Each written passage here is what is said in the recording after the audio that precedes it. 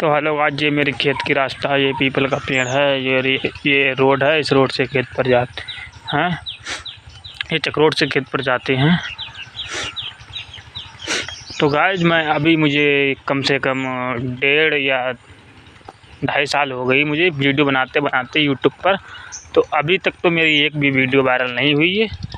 और हाँ, अगर ये वीडियो मेरी वायरल नहीं हुई तो मैं यूट्यूब छोड़ दूँगा भाइयों। इसलिए मुझे को सपोर्ट करें और चैनल को सब्सक्राइब कर लें।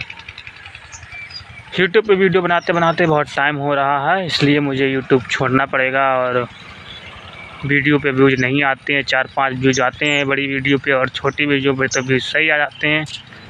ग्रीन स्क्रीन वीडियो बनाता हूँ शॉर्ट वीडियो में। और मिलते हैं नेक्स्ट वीडियो में, तब तक के लिए धन्यवाद, गुड बाय। अगर